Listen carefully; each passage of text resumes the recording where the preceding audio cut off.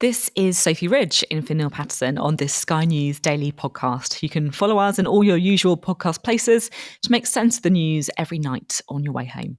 Now, this time, Keir Starmer and his Trump tightrope ahead of the meeting between the two men next week. Did it just get more complicated? Donald Trump is heading back to the White House. Together we can truly make America great again. We are in for an unpredictable but fascinating 4 years. And we're going to be following every twist and turn for the first 100 days. We'll be bringing you the latest updates and analysis first thing every morning. So join me, James Matthews. Me, Martha Kellner. And me, Mark Stone. For Trump 100 every weekday at 6 a.m, wherever you get your podcasts. Hello, this is Sophie in the Sky News Westminster newsroom. We wanted to preview Keir Starmer's trip to Washington on this episode. Now, he goes to meet Donald Trump next week, and the PM was already going to have a real tightrope to walk as the potential bridge between the new White House and an out-of-favour Europe. But things have got even more complicated. And I think I have the power to end this war. And I think it's going very well.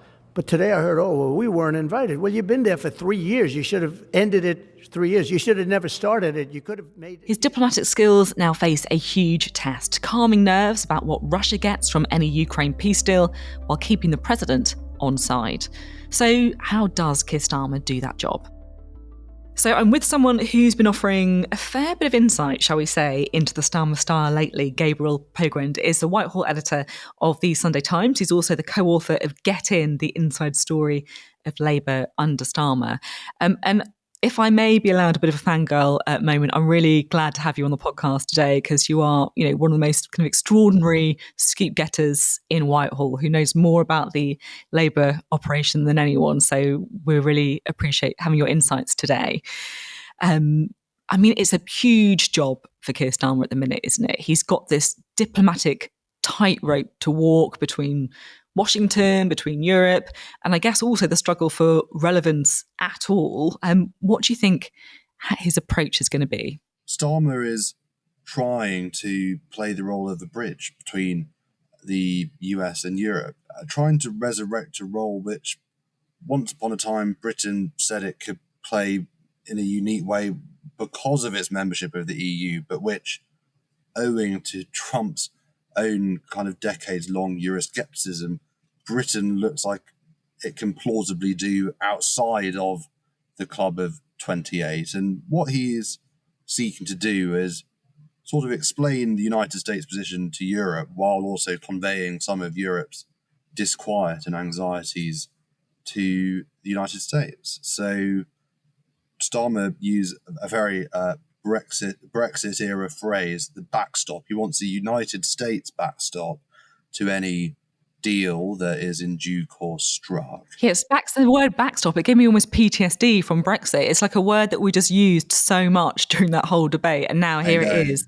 in a completely different context. I know, and of course Starmer was introduced to the great British public principally because of his role in the Brexit years. The backstop was sort of Starmer's attempt to convey that the US needs to be part of this, and yet he's also saying, well, Europe has to make some sacrifices of its own, and he has gone further than almost any major EU country in saying that he is prepared for UK troops to be on the ground. So this is Starmer's attempt to say, well, we're going to put something on the table as well, and that's the delicate balancing act of the week so far. Yeah, it's difficult, isn't it? Because I think a lot of people will think, actually, Donald Trump has got a fair point that, Europe can't just rely on America for its defence.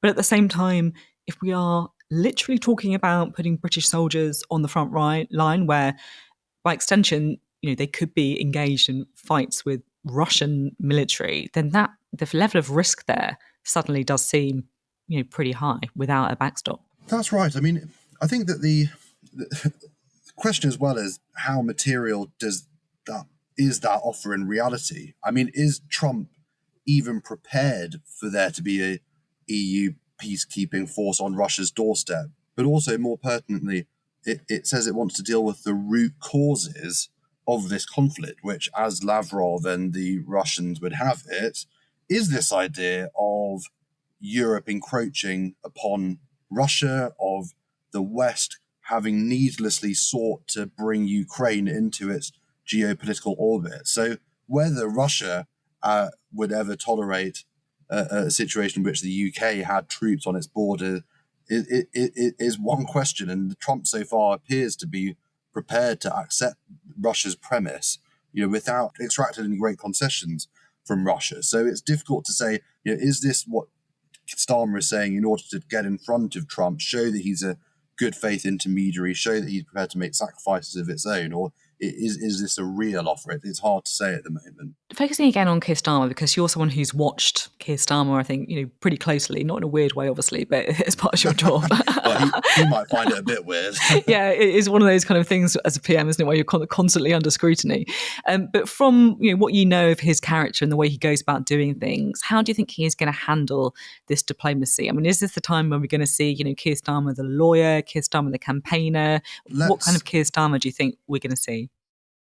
Be clear that Starmer, as he often reminds us, has a disdain for Westminster. And I found one of the most striking comments he's made in the course of his premiership so far was when he said he would prefer Davos to SW1. Yeah, I noticed that one as well. Yeah. Amazingly, and I think inadvertently revealing remarks, but I mention it in order to say that Starmer, when you ask people in number 10, does he like being PM? They'll say, well, he certainly doesn't like the Westminster bit, certainly doesn't like mischievous sods like me examining who's funding his spectacles. But what he does like is the bit where he gets to stand in front of a Britain flag as elected and represent the country. And I think as well, there is a narrative which some of his own advisors lean into of Starmer lacking politics. But there are moments where you see flashes of a conviction politician, no more so, I'd say, than on the topic of foreign policy. After October the 7th, for instance,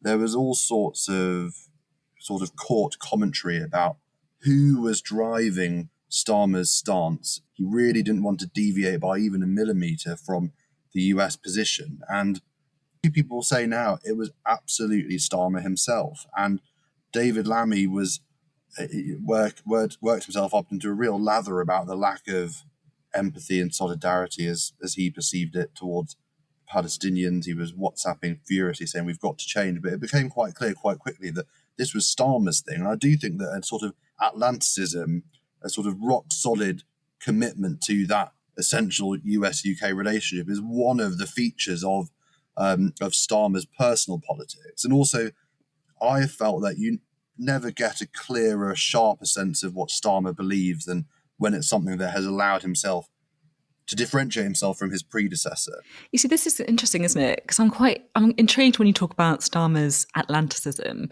or, his relationship with the US, because I guess when Donald Trump won the election, when we knew he was going to come back as Donald Trump 2.0, my initial response was, this is going to be quite tricky for Keir Starmer. These guys are not going to get on. There's all sorts of members of the cabinet who said uncomfortable things about Donald Trump. Keir Starmer doesn't like him very much either. How on earth is this going to work? But actually, the briefings have been quite different coming out, haven't they? Do you think that's the sort of genuine relationship that they're managing to get? So I think that Trump, for his part, is an Anglophile, and I think that this number 10 has sought to capitalise upon that. He's not only an Anglophile, but he's quite prepared to do business with people who have disavowed their own past positions. And that is much more vivid in the case of US domestic politics than it is foreign relations. Half of his cabinet of people who were sworn adversaries of his once upon a time, Marco Rubio, now his own Secretary of State, made some pretty straightforwardly damning remarks about him once upon a time. But I think that, Trump, he is a natural of the UK. He's also prepared to let bygones be bygones when people are paying obeisance to him. And I'm thinking Peter Mandelson here, right? If you kind of grovel enough and apologise enough, then you kind of make up for any awkward past comments, and you can be the US ambassador, the ambassador to Washington. Totally. I mean, basically there's been a lot of ring kissing, some would say a lot of arse kissing over the last few months, but it appears to have yielded results. And there is something which is, you probably have to give a degree of credit to the Foreign Office and the Foreign Secretary on this front. I mean, David Lammy was very deliberate in seeking to develop a relationship with J.D. Vance as well, and a lot of the senators a lot of people on Capitol Hill who were provided a bridge to Trump. I mean, it's sort of one thing to get the meeting at Mar-a-Lago, but in order to sort of endear yourself to Trump world, there are concentric circles. There are the business people surrounding him, the senators, the people on Fox News. I thought it was really interesting, by the way, that hot on the heels of his being formally recommended by the UK for the role of ambassador to the US, Peter Mandelson appeared on Fox News, where he did all of his hand wringing about his frightfully silly past comments, and I think that the relationship at the heart of this is, as you say, between Starmer and Trump. And I've heard, you don't get people volunteering too much information about this, but Starmer, I think, had been very keen to sort of lean into Trump's love, not only of the UK generally, but the royal family too. They made Prince William available to Trump when he was in Paris recently. So, it's been a major schmooze offensive, and so far, we should say, it appears to be yielding some dividend. Yeah, and of course, Keir Starmer going over there, the kind of, as you say, the dividend of the schmoozathon paying off. Behind the scenes, what kind of level of prep do you think goes into visits like this? So I suppose part of the madness, maybe for members of our profession, the fun of Trump land diplomacy is there's only a certain amount of preparation that one can do. I mean, Zelenskyy, for instance, has dedicated immense resource to courting Trump, and in a 72-hour period, Trump has basically machine gunned the US-Ukraine relationship. These things are naturally the subject of immense and intense planning, and they can be upended in a moment's notice. But I will say as well that, it is actually getting the meeting in the FaceTime that is the coup in this instance. I mentioned at the beginning that Starmer's trying to play the role of being a bridge. And you think, well, what does that actually mean? Well, here is the answer. It's the fact that it is Starmer crossing the pond, going to Trump to relay Europe's position. And as sort of Boris Johnson would have people believe, by the way, Trump is much less spiky and difficult and cantankerous than the public persona would suggest, actually reasonably impressionable, has been prepared to look at this through Ukraine's lenses, but it's about building the relationship with him. And it seems, by the way, that both Johnson and Farage, up to a point, are sort of actually quite sort of counterintuitively, quite quietly respectful of what Starmer's been doing. Farage has also sort of said, well, he doesn't think that this current government represents the worldview of Trump and those around him, but he supports his country and isn't going to get in the way of that.